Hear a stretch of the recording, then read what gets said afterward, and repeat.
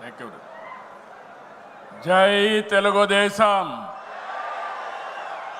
జై తెలుగుదేశం, జై తెలుగుదేశం.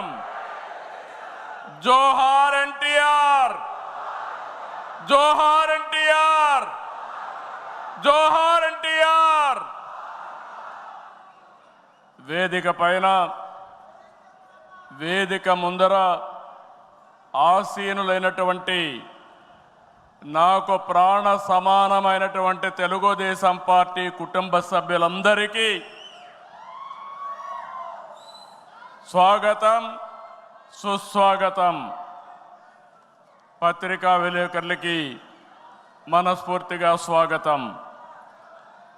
దేశంలో అనేక రాజకీయ పార్టీలు ఉన్నాయి, కానీ మహానాడుల వేలాది మంది ప్రతినిధులతో మంచి చెడులు, విధానాలు, ఆలోచనలు చర్చించుకునే ఏకైక పార్టీ తెలుగుదేశం. ప్రతిపక్షంలో ఉన్న, అధికారంలో ఉన్న మహానాడు అంటే అదే జోరు, అదే హోరు. మీ ఉత్సాహం చూస్తే నా మనసు ఉప్పొంగుతా ఉందని చెప్పి తెలియజేస్తున్నా. రాయలసీమలో మహానాడు అంటే తిరుపతిగా ఉండేది.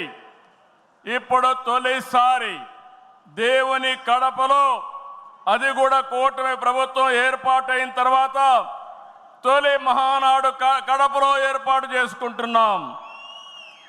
ఈరోజు కడప గడ్డపై జరుగుతున్న ఈ మహానాడు చూస్తే ఎన్నికలై ఏడాది జరుగుతున్నా మీలో ఆ కసి, ఉత్సాహం, ఉద్వేగం ఏమాత్రం తగ్గలేదు. నేను చాలా మహానాడు చూశాను. దగ్గర దగ్గర మనం చూస్తే 34 మహానాడులు మనం జరుపుకున్నాం. 2 మహానాడులు డిజిటల్గా జరిగాయి. అయితే ఈసారి కడపలో, దేవుని గడపలో జరిగే మహానాడు ఒక చరిత్ర సృష్టించబోతుంది. సువర్ణాక్షరాలతో ఆంధ్రదేశ రాష్ట్ర ఆర్థిక పరిస్థితి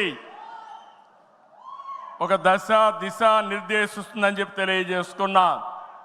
ఈరోజు చల్లని వాతావరణం. అన్ని మహానాడులంటే చాలా వేడివేడిగా ఉండేది, ఎండలు ఎక్కువ ఉండేటివి. ఒక ప్రశాంతమైన వాతావరణంలో, ఆహ్లాదకరమైన వాతావరణంలో ఈరోజు కడపలో మహానాడు జరుగుతూ ఉంది. ఉమ్మడి కడప జిల్లాలో 10 స్థానాలకు గాను 7 స్థానాలు గెలిచాం. మన సత్తా చాటాం. ఈసారి ఇంకొంచెం కష్టపడితే 10కి 10 మనమే స్వీప్ చేస్తాం. రాయలసీమ ప్రజలు అద్భుత చైతన్యంతో ఈసారి ఇచ్చిన తీర్పును గౌరవిస్తూ వారికి ధన్యవాదాలు తెలపడానికి కడపలో మహానాడు పెట్టాలని నిర్ణయించాం. ఈ మహానాడును మీరు చూస్తే బ్రహ్మాండంగా చేసిన నాయకులకు, కార్యకర్తలకు మనస్ఫూర్తిగా అభినందనలు, కృతజ్ఞతలు. 2024 ఎన్నికల్లో పార్టీ సాధించిన విజయం అసామాన్యం. 93% స్ట్రైక్ రేట్, 57% పైన ఓటు షేర్తో కొత్త చరిత్రను సృష్టించాం. ఇది ముమ్మాటికి కారణం పసుపు సైనికులే. ఇక్కడుండే మీ నాయకత్వమే కారణమని మీ అందరికీ విజ్ఞప్తి చేస్తున్నాం. మీరు చేసిన పోరాటాలే నేటి అధికారం, మీ త్యాగాలే నేటి ఈ స్థానం. ఇది కాకుండా సమయానుకూలం మనం ఎప్పటికప్పుడు స్ట్రాటజీ కూడా ఆలోచించినప్పుడు జనసేన, బీజేపీ పొత్తు పెట్టుకుని ఎన్డీఏ ఏర్పాటు చేసుకున్నాం. దానివల్ల కూడా ఈరోజు ఈ మహా విజయానికి దోహదం చేశాయని చెప్పి విజ్ఞప్తి చేస్తున్నా. ఏమీ ఆశించకుండా దశాబ్దాలుగా ప్రతి గ్రామంలో జెండా మోస్తున్న కార్యకర్తల వలనే మనం ఇక్కడున్నాం. నేనే కాదు, ప్రతి ఎమ్మెల్యే, ప్రతి ఎంపీ, ప్రతి మంత్రి గుర్తించుకోవాలి.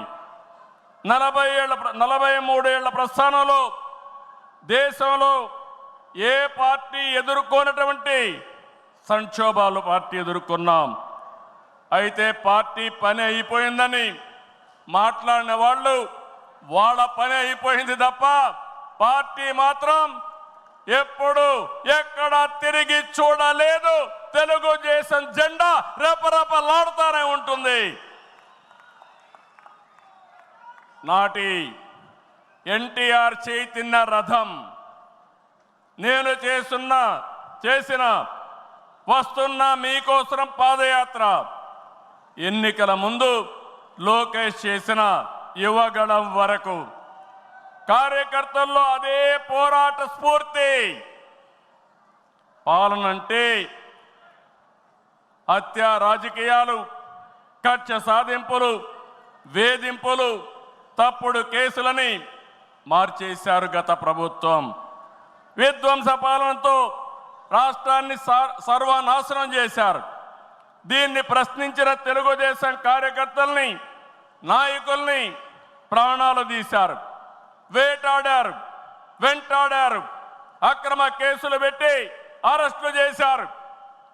కానీ ఒక్క వ్యక్తి కూడా ఎత్తిన జెండా దించకుండా పోరాటం చేసిన మిమ్మల్ని మనస్ఫూర్తిగా అభినందిస్తున్నా.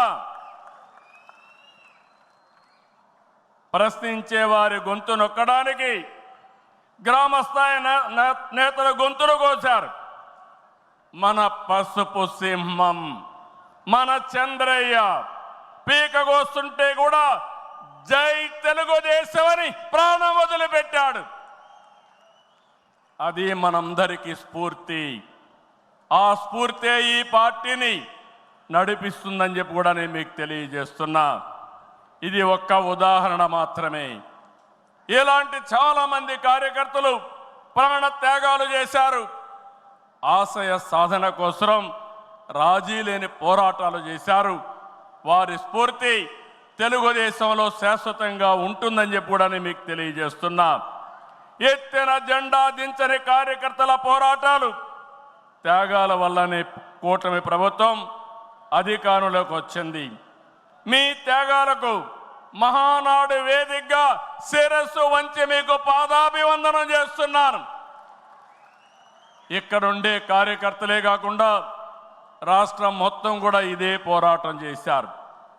మీ త్యాగాలు వృధా కానివ్వం. కార్యకర్తల కష్టానికి గౌరవం, గుర్తింపు ఇస్తాం, సంక్షేమం చూపిస్తాం. ఈ రాష్ట్రాన్ని దశ దిశ మార్చే కార్యక్రమాలకు శ్రీకారం చుడతాం. దేశంలో అనేక పార్టీలు ఉన్నాయి, కానీ ప్రజల జీవితాల్లో ఇంతగా ప్రభావితం చేసిన ఏకైక పార్టీ ఉందంటే అది ఒకే ఒక పార్టీ, తెలుగుదేశం పార్టీ. తెలుగు జాతి సంక్షేమం, అభివృద్ధి మాత్రమే అజెండాగా 43 ఏళ్ల టీడీపీ ప్రస్థానం సాగుతుంది.